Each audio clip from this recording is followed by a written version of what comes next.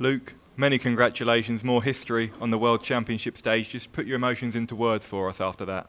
Yeah, it was probably the toughest game I've played, but as a player you've got to get over the line. 141 average in that final set, the highest in World Championship history. You must have felt untouchable up there. Yeah, the last set I don't know where I pulled it from. Obviously a few 180s early on. Obviously went 1-0 up, which really shouldn't have, and then second set was my throw. Didn't do much about it, and then I just had to fight till the end. And after what you achieved here in that fairy tale run on debut last year, how did it feel to be back at Ali Pali? It was good to be back, leading up, train journey down. I couldn't wait, but then get on that stage, bottom's gone a bit, nervous, but I just had to find it somewhere, and I know I've got it, and that's what happened in the final set. And you came here last year as one to watch, but now you enter as a tournament favourite. How difficult is that feeling to sort of contend with? Yeah, I know. Obviously, I am the favourite, but I've just got to look on that first game. Plenty of players have said it. If you're seed, non-seed, you've just win that first game.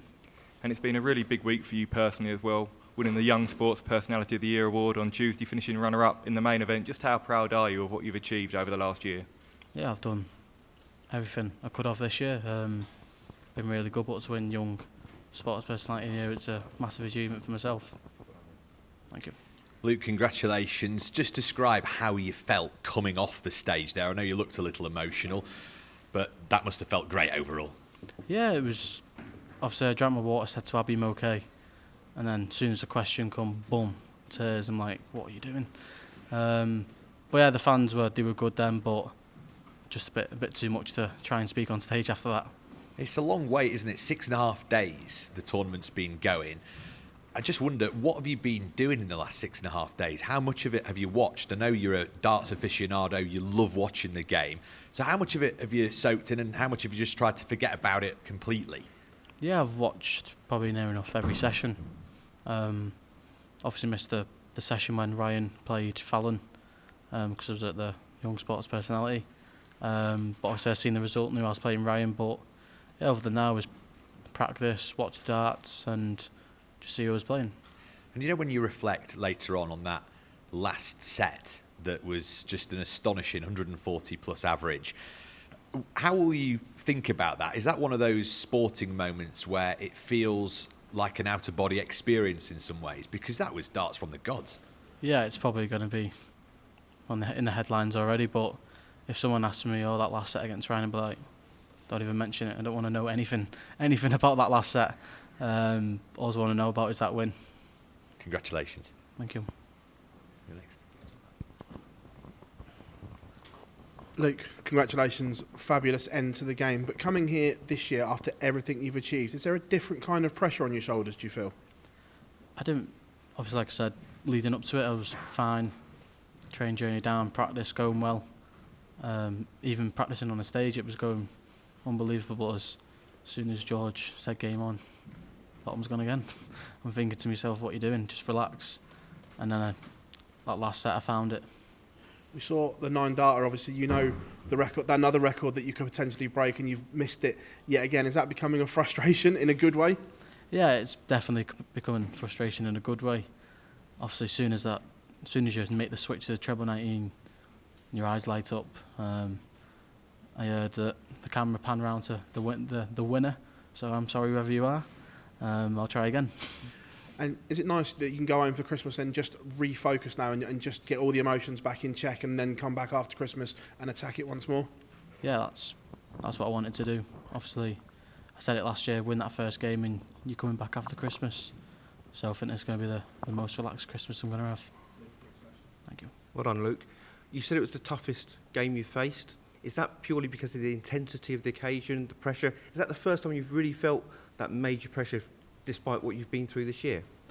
It's, like I said, it's the worst game I've played. Might even be top with the first game in the Premier League in Cardiff against the Dumfries, because that was a nervy one, but I've never felt anything like that tonight. Luke, well done on the win. How different was the pressure tonight coming back to the World Championships than it was in all the other major events that you've played this year on the PDC? Yeah, it was a weird feeling. Obviously, it's the biggest stage out there, the last tournament of the calendar year. But I just had to somehow get over the line, and I'm happy I've got over that line.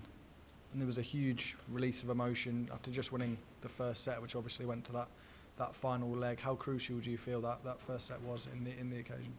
Yeah, it was crucial against the throw, and then come back on stage with the darts, and then Ryan obviously broke back. But yeah, I shouldn't have won that first set, but I did, and then you have to switch on from there. Luke, last year all you said is that you wanted to win one game. You just kept saying that line, that was the aim. This year now, is it winning the World Championship, or are you disappointed with anything else? I'll never say I'm going to win the World Championships. I know near enough every player, they've got it in them to do it, but I'll never come here after a game especially like that and say I'm just going to beat everyone. And you just got to focus on the next game. A few weeks ago you told us that you might change the route on the nine data and go for that 51 for 30. Is that going to be in the thinking next time round? Didn't even think about the 51. Throughout the game, cover shots were okay.